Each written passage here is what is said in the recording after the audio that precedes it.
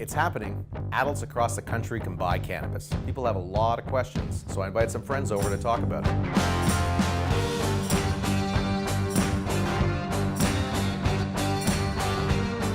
Joining me today is Alexandra Perry from Addiction Rehab. I do believe that cannabis is addictive. Lachlan Cheng, a cultivation consultant. Decreased social stigma actually leads to decreased adolescent exposure in many ways. And Tyler James from Eden Medicinal Society. Obviously at the time, I would have just smoked anything called weed. I'm Chuck Rifici, and we're talking the biz.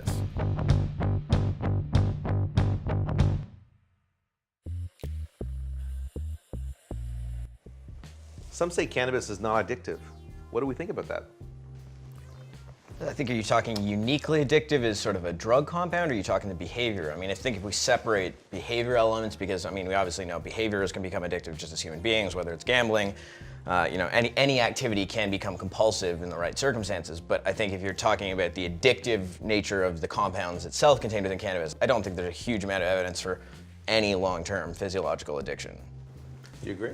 I agree on some levels. I do know, working with addicts, so that's my specialization, I would say 9 out of 10 people that are coming to treatment for substances that are not cannabis, so fentanyl, heroin, crack cocaine, something like that, 9 out of 10 of those people started through cannabis use. So I think it's important to define the characteristics of what addiction is. And I like to think of addiction, or believe addiction, to be like a behavioral manifestation of not being able to be alone with oneself or one's thoughts. So any substance or behavior that pulls you away from a more mindful state, I think, is addictive.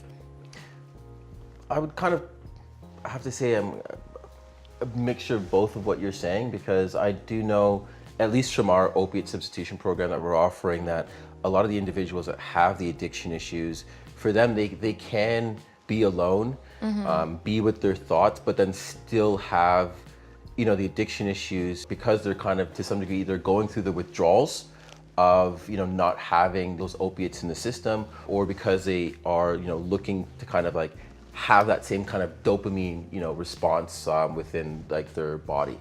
And that's at least what I feel, just from at least having the anecdotal evidence from like the frontline participants in our program. But from I see stats often cited. We're saying, people say maybe that it's addictive, but it's the least addictive substance. Is that a physical addiction stat, or is that really combining more the as you were saying, the psychological addiction? I'm pretty sure that almost every psychoactive compound has sort of a generic percentage of use, anywhere from, I think it's sort of 6 to 9% of users will have what are considered problematic symptoms, and that may be self-reported or not. So it's, it's obviously, it's not necessarily apples to apples between studies, but we are essentially apes, and we love dopamine, and almost any compound that gives us that kind of release, whether it's sugar, fat, or a drug, or psychoactive drug, we will sort of develop behavior elements. And I think to redefine addiction, or to go forward and sort of clarify it, it is sort of the combination of triggers that leads to a pattern of behavior that, and discussing mindful states or anything else, I think just really from from the medical perspective, I don't see a way to make a unique distinction between cannabis and any of the other sort of quote unquote addictive substances, if you want to look at it that way.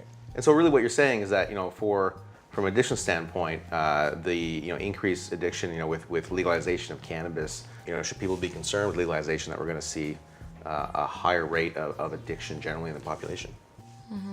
I just don't know if it's anything more than just an increase in use, if an increase in use occurs.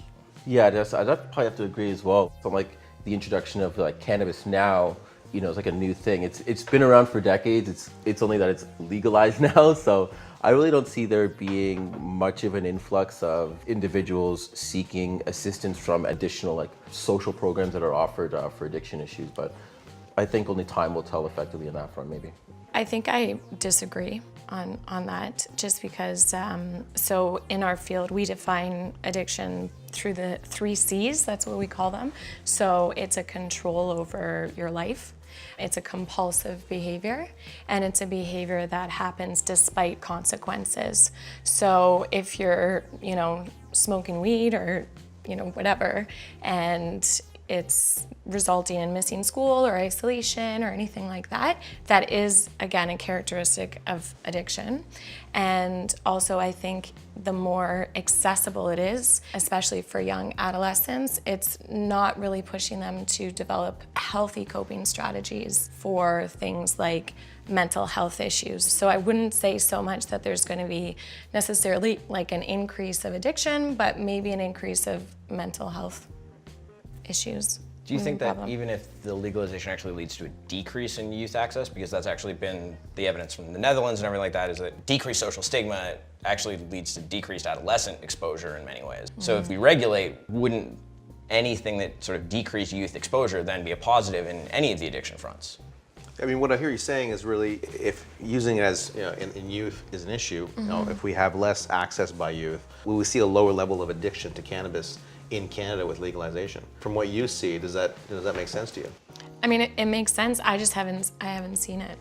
Yeah, I haven't seen it. And I've had, you know, young 18-year-old, especially males, come through that are smoking weed on a regular basis. They have anger management issues. So, you know, I am seeing the negative consequences of the use, especially at that young age. Well, I imagine as a parent myself, and many parents, most parents across the country are wondering, does this put my kids at more or less risk? It sounds like we're at least in agreement that it has a chance of reducing risk, but it seems to run counter to fears that we're going to see more addiction in children in cannabis. I mean, do you agree? Or is it really just too early to tell? I think it's just maybe too early to tell, and also it might decrease the access to it. But again, my concern is, well, then where are they getting their coping strategies for why they would want to use cannabis in the first place?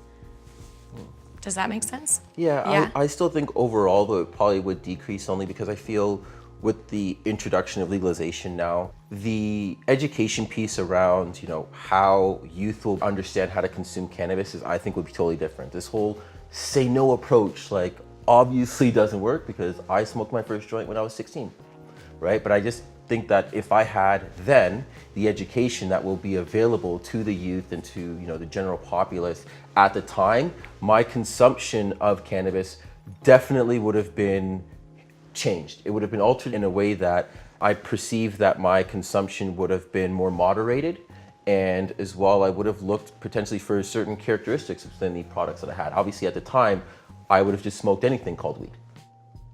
With Canada's very strict packaging rules, we're seeing a warning on the label that says cannabis is addictive. As an addiction specialist, do you like seeing that warning on the label? I do. Yeah, I do like seeing it. I mean, I do believe that cannabis is addictive, based on the 3 C's that I was talking about, and also the definition that I believe addiction to be, which is, anything, whether it's a cell phone, weed, fentanyl, sex, gambling, shopping, doesn't matter. Anything that's pulling us away from, I am here by myself, dealing with my thoughts, dealing with my emotions, is classified as an addiction. So if you're smoking weed as a kid, why were you doing that? I was smoking weed as an escape because I wanted to just have more fun with my friends outside of the classroom. Okay. But it's an escape from being mindful and sitting in the classroom with something that I'm sure you weren't comfortable doing, or you were bored of, or unmotivated in learning, and you wanted to get away from that. I like to think of it more as an interest from me to just have that escape, but to use that escape as an enjoyment, right? Just like how some people play soccer, right? Or go on hikes. We would do all of that, but we would just amplify the experience by also being high. So I'll challenge that by saying it's not an addiction, I think, that you're describing, it's a behavior. There's certain behaviors in life that are healthy versus unhealthy. And when you're saying you can go on a hike, you can spend time with your friends, that's excellent, but then smoking weed often leads to isolation or a lack of motivation or not achieving one's goals. So I'd like to challenge 2 of those. One, the amotivational element. I think, at least primarily from the research again, that is sort of dated, and there's nothing to indicate that the consumption of cannabis has any effect on the sort of ability to achieve near-term goals or a quote amotivational state. That is not a fact of cannabis use. I mean, a lot of people believe that, right? Again, there's a lot of things that have been believed. I think it's a very problematic topic to get earnest answers to, but to sort of circle the wagons back towards labeling, which is really the key point here, is that as a patient, I find it kind of odd that I can get OxyContin sitting over the counter given to me with no warning labels about addictions, but that cannabis has to have a requirement. Is it hypocritical for them to label it that way? Yes. Is it technically accurate? I think you can make a strong case for it. But in the same way that I would expect that my ham should have a warning label because I'm already 4 pieces deep. Well, we planted a great seed for the discussion today. Thank you for joining me. Thanks for having us. Thank you, Chuck. Pleasure, Chuck.